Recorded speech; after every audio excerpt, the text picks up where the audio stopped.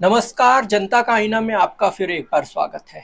आज हम बात करेंगे द्रौपदी मुर्मू की। आज़ादी के 75 साल बाद एक आदिवासी महिला को राष्ट्रपति बनने का मौका मिला। प्रधानमंत्री ने आज उनके जन्मदिन पर बधाई दी और उन्होंने राष्ट्रपति पद की राष्ट्रपति की गरिमा की भी बात की।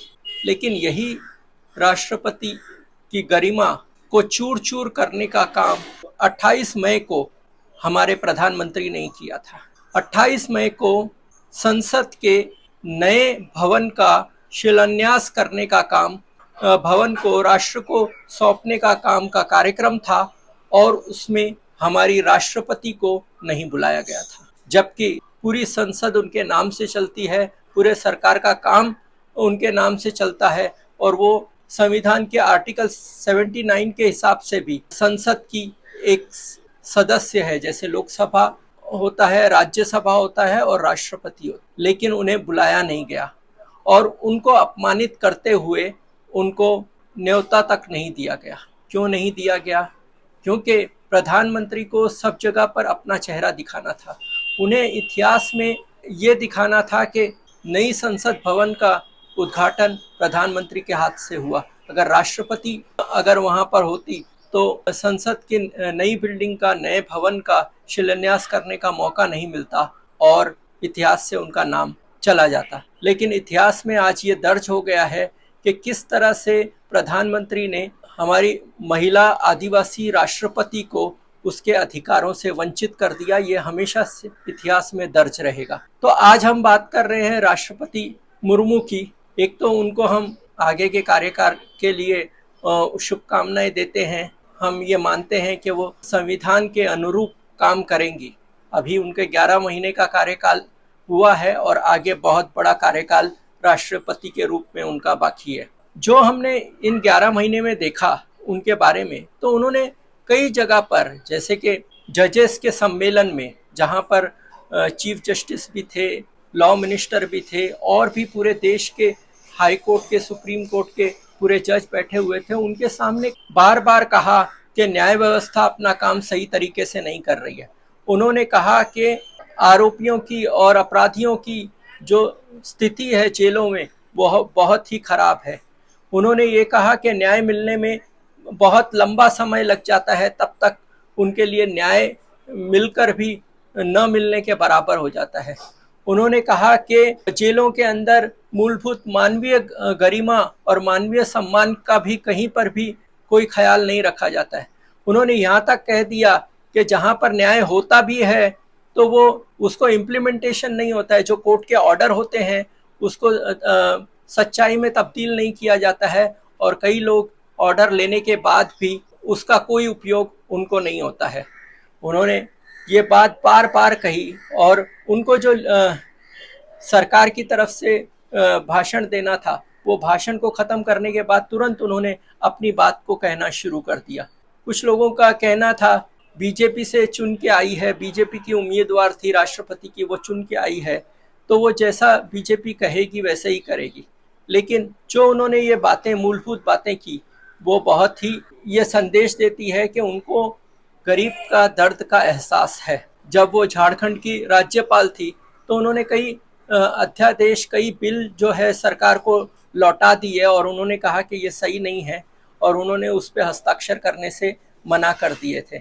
अभी आशा करते हैं कि केंद्र में भी वो एक रबर स्टैंप की तरह नहीं रहेंगी और वो सरकार से सवाल करेंगी। दो बातें मैं यहाँ पर कहना चाहता हूँ। एक तो कि जब उनको संसद के उद्घाटन समारोह में नहीं बुलाया गया तो उन्होंने पूरी तरह से चुप्पी साध ली। उन्होंने उसके बारे में कोई भी टिप्पणी नहीं की। फिर जो दिल्ली के राज्य को अधिकार की बात आती है तो वो चुने हुए प्रतिनिधि को अधिकार होना चाहिए या फिर केंद्र सरकार को होना चाहिए। इस पर एक संवैधानिक बेंच ने अपना फैसला दिया और उस फैसले में ये सुनाया कि दिल्ली की सरकार को पूरा अधिकार होता है, क्योंकि ये देश जो है वो गणतंत्र है और राज्यों के अपने अधिकार होते हैं। लेकिन फिर भी सुप्रीम कोर्ट के कॉन्स्टिट्यूशनल बेंच का जो फैसला था उसको न मानते हुए केंद्र सरकार ने अध्यादेश लाया। तो वो अध्यादेश पर सवाल किए जा सकते थे राष्ट्रपति द्वारा, लेकिन राष्ट्रपति ने चुपचाप उस पर साइन कर दिया। तो ऐसा समय था जब राष्ट्रपति सवाल पूछ सकती थी कि सुप्रीम कोर्ट के संवैधानिक बेंच ने अगर ऐसा ऑर्डर दिया है तो सरकार उस ऑर्डर के खिलाफ क्यों जा रही है और उसको पुनर्विचार करना चाहिए, यह कह के वो उस अध्यादेश को वापस भेज सकती थी, लेकिन उन्होंने चुपचाप साइन कर दिया। दूसरा बात आई कि जो महिला पहलवान थे वो करीब 1 महीने तक जंतर मंतर पर बैठे रहे। उन्होंने अपने पत्र में भी लिखा है, जो उन्होंने जनता के सामने बात लाई है कि हम राष्ट्रपति भवन के 2 किलोमीटर दूरी पर बैठे हुए थे, हम यौन शोषण की बात कर रहे थे और उस वक्त हमारा संघर्ष चालू था, लेकिन राष्ट्रपति ने महिला होते हुए भी एक भी शब्द नहीं कहा। इसलिए हम अपने मेडल उनको देना चाहते थे, उनको समर्पित करना चाहते थे, क्योंकि हमें न्याय नहीं मिल रहा है, लेकिन उनसे हमारी आशा भंग हो गई, इसलिए हम ये गंगा में बहाने के लिए निकले हैं। ऐसा भी महिला पहलवानों ने कहा, लेकिन राष्ट्रपति चुप रही। उसके बाद अभी मणिपुर पूरी तरह से जल रहा है। मणिपुर में करीब 45 दिन से हत्याएं हो रही हैं, लोगों के घर जलाए जा रहे हैं, विस्थापन हो रहा है और पूरी तरह से परिस्थिति हाथ से बाहर जा रही है और सैकड़ों चर्च को गिरा दिया गया है।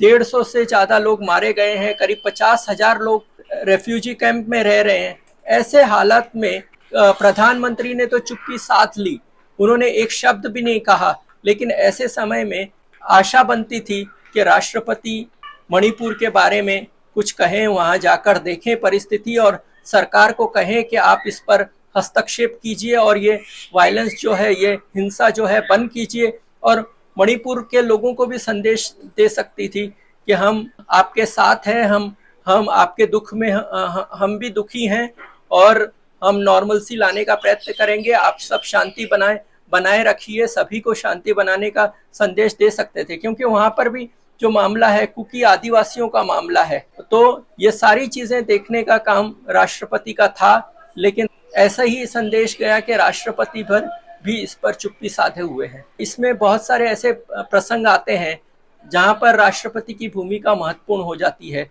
और उनको अपनी भूमिका निभानी चाहिए। KR नारायण थे, वो पहले दलित राष्ट्रपति थे इस देश के। उत्तर प्रदेश में राष्ट्रपति शासन लागू करने की बात आई तो उन्होंने बिल लौटा दिया गुजराल सरकार से कि हम इस पर साइन नहीं करेंगे, आप पुनर्विचार कीजिए।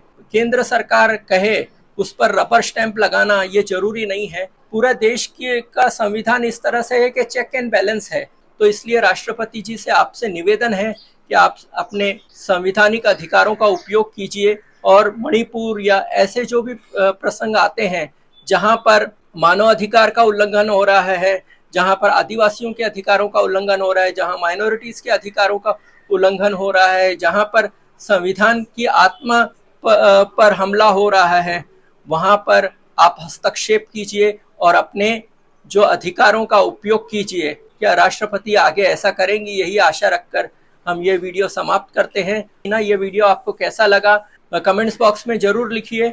अगर ये वीडियो आपको अच्छा लगा तो लाइक कीजिए, शेयर कीजिए, हमें आर्थिक मदद भी कीजिए। हमारा व्हाट्सएप नंबर आपको दे रहे हैं, आप हमारे से संपर्क भी कर सकते हैं, मेंबर भी बन सकते हैं। तो देखते रहिए जनता का आईना। कल वापस से मिलते हैं इसी समय 7 बजे, रोज की तरह एक नए विषय को लेकर। धन्यवाद।